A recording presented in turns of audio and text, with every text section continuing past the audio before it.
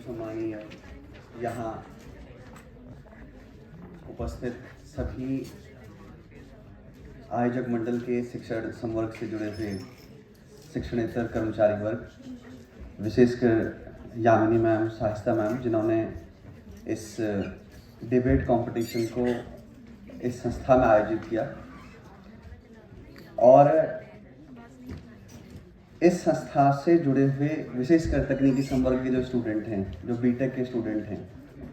उनको इस विषय पर बोलता हुआ सुन करके ये एक बड़ा गौरव का विषय है। और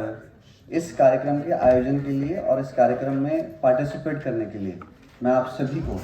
बहुत बहुत बधाई, बहुत बहुत शुभकामनाएं देता हूँ।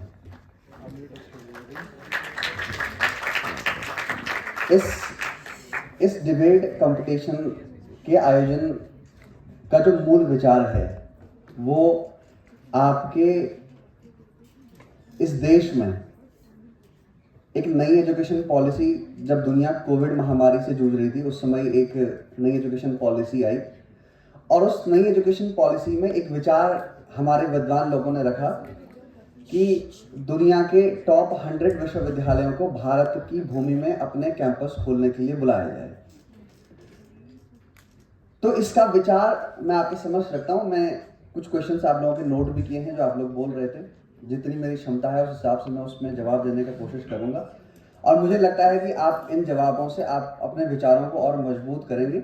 और आप आगे जब इस तरीके की प्रतियोगिताएं आयोजित होंगी तो उसमें आप थोड़ा और अध्ययन के साथ आएंगे। हम दुनिया के सबसे पुरानी गुरु शिष्य परंपरा से निकले हुए लोग हैं। दुनिया जब शिक्षा से अवगत नहीं थी, दुनिया जब स्कूलों से अवगत नहीं थी, तब हम दुनिया की सबसे प्राचीन गुरु शिष्य परंपरा, दुनिया की सबसे प्राचीन गुरुकुलम परंपरा और दुनिया के सबसे पुराने विश्वविद्यालय, और आपको ये बात सुनकर के बड़ा अच्छा लगेगा कि दुनिया के टॉप 3 विश्वविद्यालय उस समय भारत की भूमि में हुआ करते थे। नालंदा, तक्षशिला और विक्रमशिला, ये तीनों विश्वविद्यालय उस समय भारत की भूमि में थे। और आज इतने वर्षों के बाद, लगभग आप इसे मान के चलिए 1000 वर्षों के इतिहास के बाद, आज हम इस बात के लिए लालायित हैं कि दुनिया के टॉप 100 विश्वविद्यालय भारत में किसी प्रकार से, किसी जोड़ तोड़ से भारत में अपने कैंपस को खोलें। तो हमारी पिछले 1000 वर्षों में हमारे लोगों की, हमारी मेहनत की, हमारे कार्यों की असफलताओं का जीता जागता स्मारक है। और जब मैं इस बात को कह रहा हूं कि हमने कुछ ऐसे प्रयास नहीं किए कि दुनिया के टॉप 3 विश्वविद्यालय भारत में होने के बाद आज हमारा कोई भी इंस्टीट्यूशन, कोई भी कॉलेज, कोई भी यूनिवर्सिटी दुनिया के टॉप 100 तो छोड़ो 150 में भी नहीं है, और अभी जस्ट शायद IIT बेंगलुरु 145-150 के बीच में। तो दुनिया के टॉप 3 विश्वविद्यालय का देश, ऐसा हमने क्या नहीं कर पाए, ऐसी कमियां क्या रह गई कि हमारी संस्थाएं आज दुनिया के टॉप 100 में नहीं है। इन सब के विचार में मैं आपसे कहना चाहता हूं कि जिस समय मैं अध्ययन के दौर में था उस समय बहुत सारी फिलॉसफी पढ़ने का अवसर मिला। तो जब मैंने बहुत सारी फिलॉसफी को पढ़ा, उसमें जो मुझे सबसे अच्छी फिलॉसफी लगी, जो हम सबको पढ़नी चाहिए, वो थी भगवान बुद्ध की मध्यम मार्ग। और जब आप भगवान बुद्ध के मध्यम मार्ग को पढ़ते हैं तो आप एक बात को समझते हैं कि दुनिया में जितने भी विषय हैं, जितनी भी टेक्नोलॉजी आगे आने वाली हैं, उनमें हमारे लिए कुछ पॉजिटिव हैं, कुछ नेगेटिव हैं। यानी दुनिया में जितने विचार आगे आएंगे उन विचारों में कुछ अच्छाई है तो कुछ बुराई भी होगी। जब मैं स्कूली जीवन में था तो मेरे पिताजी मेरे स्कूल के प्रधानाचार्य हुआ करते थे, तो वो एक बात बहुत अच्छा कहते थे। वो कहते थे कि आप सोचिए, आज आप सबके पास मोबाइल फोन है, एक टेक्नोलॉजी है, लेकिन इसका एक कॉन्सिक्वेंस है कि ये कभी ब्लास्ट भी हो जाते हैं। तो इसका एक दुष्परिणाम यह है कि कभी किसी के हाथ में अगर ये ब्लास्ट हो गया तो ये आपके लिए बड़ा नुकसानदेह है। क्या हम इस बात से आज मोबाइल फोन को छोड़ सकते हैं? नहीं छोड़ सकते। यानी आप ये मान करके चलिए कि हमारी वर्तमान समय में जरूरत क्या है, हमारी वर्तमान समय में आवश्यकता क्या है। हम एक वैश्वीकरण, ग्लोबलाइजेशन के दौर में जब रह रहे हैं तो हमें दुनिया के साथ कंपीट करना है। हम एक हम एक छोटे से प्रॉब्लम के लिए कि मोबाइल फोन ब्लास्ट हो सकता है, मैं चिट्ठियां लिखना शुरू नहीं कर सकता हूं। मेरी बात आप बहुत अच्छे से समझ रहे हैं। इसलिए हम किसी विषय पर जब बात कर रहे हैं तो हम एक सम विचार से चलें। तभी मैंने गौतम भगवान बुद्ध जी के मध्यम मार्ग से कहा कि आप जिस भी टेक्नोलॉजी की बात कर रहे हैं, आप उसके पॉजिटिव एक्सपेक्ट, अच्छे विचारों को समाहित कीजिए। हम उसमें क्या बुरा हो सकता है वो दूसरा विषय है। अगर हमारे विचारों में शुद्धता है, अगर हमारा अपने पे कंट्रोल है, हमारा अपनी संस्कृति को लेकर के प्रेम है, तो किसी जमाने में जो फुलदेई का एक त्योहार था वो हम गांव में मनाया करते थे, आज लोग देहरादून में भी तो मना ही रहे हैं। तो क्या हम पुनः इस बात को लेकर के चलें कि इस त्योहार को मनाने के लिए मैं वापस देहरादून छोड़ करके अगर गांव जाऊं तो कई व्यवस्थाओं के चलने का जो क्रम है वो अव्यवस्थित हो जाएगा। इसलिए हमें ये विचार लेकर के चलना है कि दुनिया के जो टॉप 100 विश्वविद्यालय हैं, उन्होंने ऐसे क्या शिक्षण पद्धतियां अपनाई, उन्होंने ऐसे क्या विचार किए, उन्होंने क्या ऐसी शोध प्रक्रियाओं को अपनाया, उन्होंने क्या ऐसी शिक्षण अधिगम प्रक्रियाओं को अपनाया कि आज वो दुनिया के टॉप 100 विश्वविद्यालयों में हैं और हमारा एक भी विश्वविद्यालय टॉप 100 में नहीं है। जब हम अपनी कमियों पर बात कर रहे होते हैं तो हम अपनी कमियों को सुधारने की तरफ विचार कर रहे हैं, और जब हम सिर्फ ये कह रहे हैं कि इसके पीछे ये कमी है, इसके पीछे ये कमी है, तो हम अपनी कमियों को छुपा करके दूसरे की तरफ पॉइंट आउट कर रहे हैं। और हम इस विचार को भूल रहे हैं, जब हम दूसरे की तरफ एंगुली करते हैं तो 4 उंगलियां हमारी तरफ होती हैं। तो हमें ये विचार सोच करके निकलना है कि हम दुनिया से क्या बेहतर सीख सकते हैं, हम दुनिया से क्या अच्छा सीख सकते हैं। जब हम दुनिया से अच्छा सीखने के क्रम में आगे जाएंगे तो आप ये विचार कीजिए, जब हमारे यहाँ हर्षवर्धन का साम्राज्य था, उस समय एक वेनसांग, एक चीन के एक यात्री भारत में भ्रमण करने का है, बौद्ध शिक्षा को लेकर के भारत बौद्ध शिक्षा के अध्ययन के लिए नालंदा में आए। मैं बात कर रहा हूँ लगभग 671 एडी के आसपास। तो आप सोचिए कि जिस समय ट्रैवलिंग को लेकर के इतनी अवेयरनेस नहीं थी, चाइना का एक व्यक्ति वेनसांग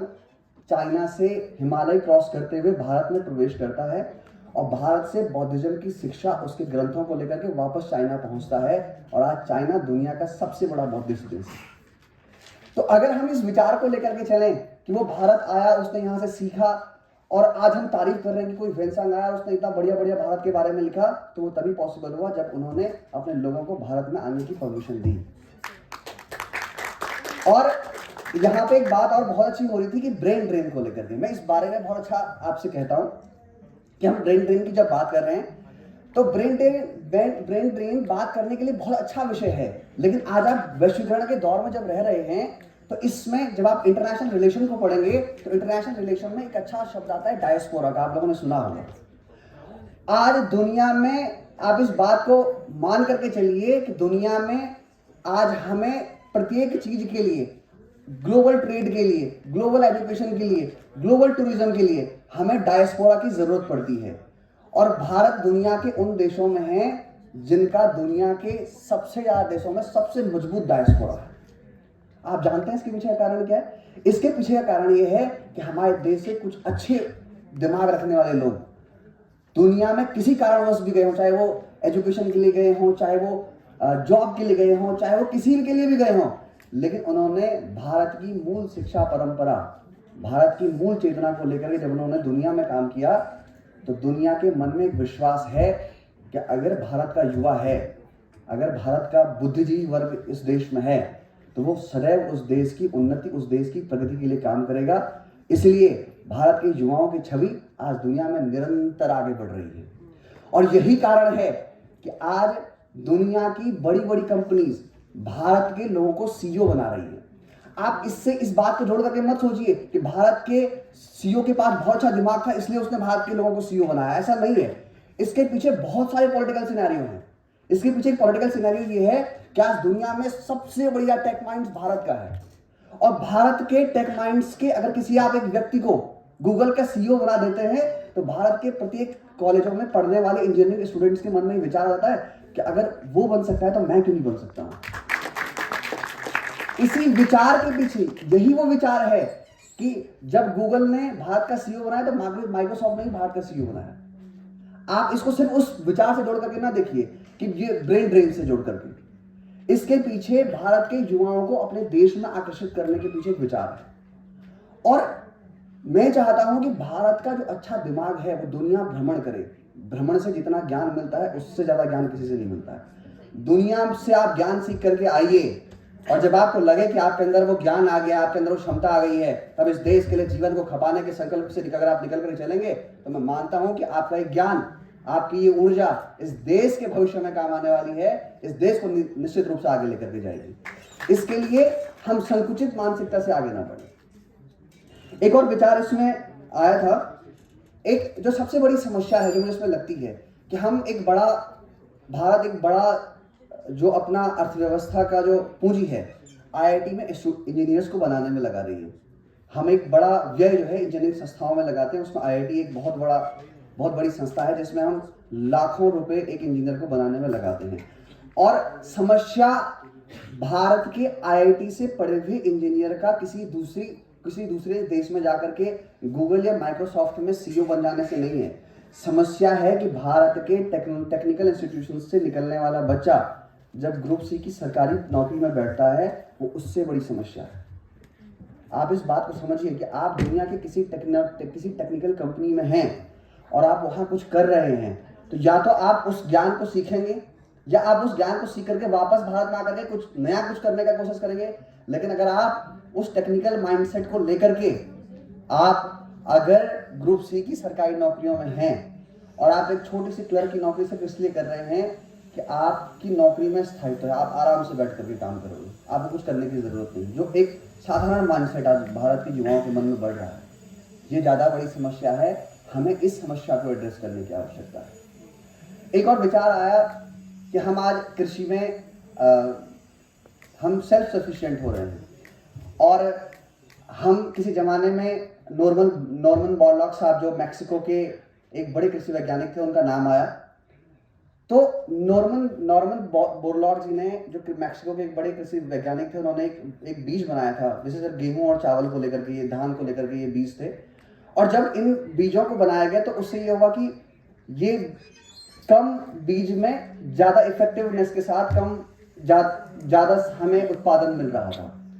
तो ये विचार आप लोग आपस में इसमें अच्छा डिबेट चल रहा था कि भैया इसमें ये वहाँ से विचार आया, इसमें भारत ने क्या किया। तो आपको ये बात, मैं इसमें एक बात ऐड करता हूँ कि नॉर्मन बोरलॉग साहब ने ये मैक्सिको में जरूर इस चीज़ का इंट्रोडक्शन किया था, लेकिन भारत को इसमें लाने वाले MS स्वामीनाथन साहब थे, और जिन्होंने भारत में इसको सफलतापूर्वक इम्प्लीमेंट किया। और आज दुनिया एक खाद्यान्न निर्यातक देश है, एक्सपोर्ट करने वाला देश है। ये इसमें एक बड़ा योगदान, अगर नॉर्मन बोरलॉग साहब का है तो इसमें डॉक्टर MS स्वामीनाथन का भी बड़ा योगदान है। एक विचार और आप लोगों के डिबेट कंपटीशन में था कि हमने ऐसा क्या नहीं किया, कि हम ऐसा क्या नहीं कर सकते हैं कि हम गूगल नहीं बना पाए, हम फेसबुक नहीं बना पाए, हम और भी इस तरीके की टेक्नोलॉजी, हमें ऐसे सॉफ्टवेयर नहीं बना पाए जिन्होंने आज दुनिया में एक अलग ही आयाम प्राप्त किया हुआ है। मैं मानता हूँ कि हमारी संस्था में, मैं बहुत दूर नहीं जाता हूँ, IIT NIT नहीं जाता हूँ, हमारी संस्था में पढ़ रहे अभ्यर्थियों में ये पोटेंशियल है, हमारे अभ्यर्थियों में ये क्षमता है, उनके अंदर ये ज्ञान है, उनके अंदर ये कौशल है कि अगर वो अपनी पूरी क्षमता के साथ कुछ करने का प्रयास करें, कुछ विचार को लेकर के चलें, तो हमारे इसी संस्था से पढ़ रहा अभ्यर्थी आने वाले 5 से 10 वर्षों बाद इस पोटेंशियल को रखता है कि वो गूगल जैसा प्लेटफॉर्म फिर खड़ा कर सकते हैं, तो फेसबुक जैसा प्लेटफॉर्म फिर खड़ा कर सकते हैं। सिर्फ उन्हें थोड़ा सा प्रतिस्पर्धा में रहने की जरूरत है, थोड़ा नए विचारों के साथ आगे बढ़ने की आवश्यकता है, और थोड़ा इस विषय पर काम करने की आवश्यकता है कि दुनिया में क्या चल रहा है, ग्लोबलाइज वर्ल्ड में क्या चल रहा है, हम उसमें क्या नवाचार कर सकते हैं, हम उसमें क्या विचार जोड़ सकते हैं। इस विचार के साथ अगर हम आगे बढ़ेंगे तो आप सब में ये क्षमता है, आप सब में ये ताकत है, आप सब में ये कौशल है कि आप वो सब कर सकते हैं जो दुनिया कर सकती है। इसलिए मैं आप सबके साथ मैं आप सबके विचारों को सुन करके इस बात को कहता हूं कि आपने जो भी कहा, आपने जो भी विचार किया, वो एक विचार अच्छा विचार है, लेकिन हम जब भी किसी ऐसे विषय पर बात करें, जब भी हम किसी ऐसे विषय को लेकर के चलें, तो हम एक सम विचार के साथ चलें कि हम उससे क्या बेहतर सीख सकते हैं, हम उससे अपनी संस्थाओं में क्या सुधार कर सकते हैं, हम उससे हमारे शिक्षक उससे क्या सीख सकते हैं, हमारे अभ्यर्थी क्या सीख सकते हैं। जब हम इन सम विचारों के साथ आगे बढ़ने का प्रयास करेंगे, जब हम दूसरे से सीखने की भावना को रख करके चलेंगे, तो निश्चित रूप से ये हमारी प्रगति में, ये हमारी उन्नति में, ये हमारी समृद्धि में एक बहुत बड़ा आयाम होगा। और यहीं से भारत की पुनः विश्वगुरु स्थापना को लेकर के जो हम संकल्प लेकर के चले हैं, पुनः विश्वगुरु की ओर हम बढ़ेंगे और आपके रहते रहते ये देश पुनः विश्वगुरु होगा। इन्हीं शुभकामनाओं के साथ बहुत बहुत बधाई, बहुत बहुत शुभकामनाएं। जय हिंद, जय भारत, जय उत्तराखंड। नमस्कार। So put your hands